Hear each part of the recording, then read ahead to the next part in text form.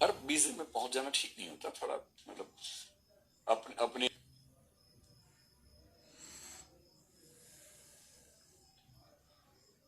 कुछ नहीं टूटा बेकार नहीं। ऐसा कुछ नहीं हुआ था, थोड़ा सा भीड़ हुई उस दिन, एक अफवाह फैल गई। अंदर एक क्लास चल रही थी, वो जब बच्चे निकले तो बाहर खड़े बच्चों को लगा कि किसी और दरवाजे से एंट्री हो गई है।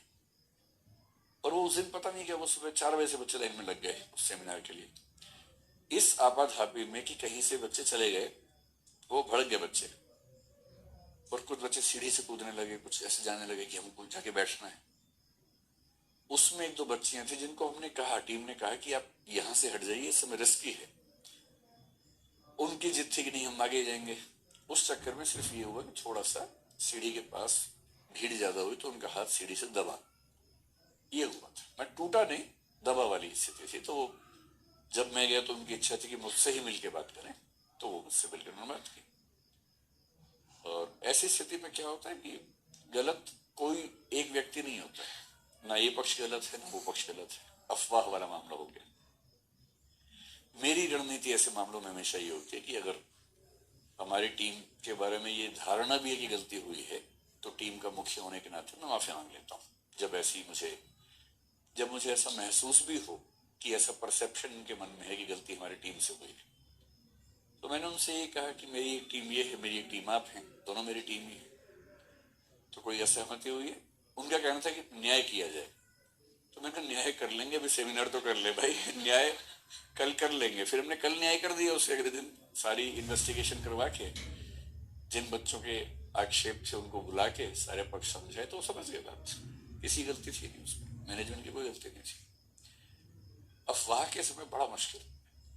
और उस सेमिनार के शुरू के 10 मिनट हमने काट दिए। मैंने 10 मिनट बच्चों को खूब समझाया भी, दुलारा भी और डांटा भी। उस दिन ये समझाया कि कल को आप अपना अपना जिला संभालेंगे, अभी आपको संभालना एक चुनौती है। बंदोबस्त ट्रेनिंग का हिस्सा होता है, जिसमें आपको कुंभ का मेला संभालना है, बहुत भीड़ वाले मेले संभालने हैं। आप लाखों लोगों की भीड़ संभालेंगे, अभी आप कुछ हजार बच्चों की भीड़ को संभालना एक चुनौती हो रही है। क्यों अफवाहों का इतना असर होता है आपके ऊपर?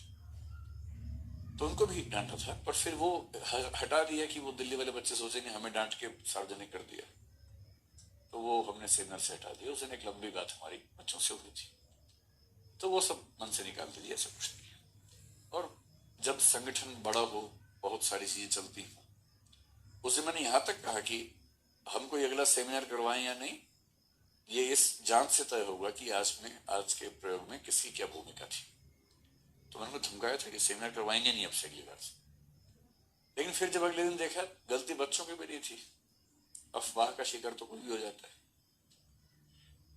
तो हम ये है कि थोड़ा ज्यादा केयरफुल रहेंगे। जैसे कल मैं आया, आज भी अखबार में विज्ञापन टीम को देना था, तो मैंने कहा कि ब्रैकेट में साफ साफ लिखवा दो कि वही बच्चे आएंगे जो क्लास के स्टूडेंट्स, क्योंकि यहाँ भी कई बार ऐसा होता है, भीड़ बहुत हो जाए तो संभालना मुश्किल हो जाता है। तो हमें कल दिक्कत नहीं आएगी, आज भी दिक्कत नहीं आएगी। हाँ, यही किया। ये तो दिल्ली में करते ही हैं भाई, वो भी नहीं चल पाता रे। हाँ नहीं, अगर हम पहले क्या करते, टोकन व्यवस्था की, टोकन मिलेगा तो सवारी टोकन कब मिलेगा। अब टोकन अगर 10 बजे मिलेगा तो सुबह 4 बजे टोकन की लाइन लग जाती है। दिक्कत ये भी तो है ना, आप टोकन तो उतने ही देंगे, लेकिन लाइन में लगने से कैसे रोक लेंगे किसी को, है ना। तो उसका एक तरीका हम निकाल रहे हैं, ऑनलाइन टोकन। ऑनलाइन टोकन में दिक्कत ये है कि अगर एक प्रिंट आउट है और उससे 4 कॉपी हो गई। अब क्या होता है कि व्यवस्था के उधर से आक्षेप करना बहुत आसान काम, व्यवस्था विकसित करना बहुत मुश्किल काम है। तो आप जिस सेवा में जाने वाले हैं, आपको व्यवस्थाएं बनानी है। और जैसे आपने मुझसे पूछा, वहां आपसे हजारों लोग सवाल पूछे, किसान आपका ऑफिस घेर लेंगे, आपको तो व्यवस्थाएं बनानी है और सबको अधिकार है घेरने का आपको। तो यही, आप जब इस नौकरी में जाएंगे तो उसका यही तो सुख है कि आपको हर कोई घेर लेगा। पर आपके पास अगर रीजन हो हर चीज के, तो दिक्कत नहीं। अगर आपकी बात में दम है, वजन है, और आप ठीक से कम्युनिकेट कर रहे हैं, तो हर कोई समझता है। कोई नहीं समझेगा इस बात। जी।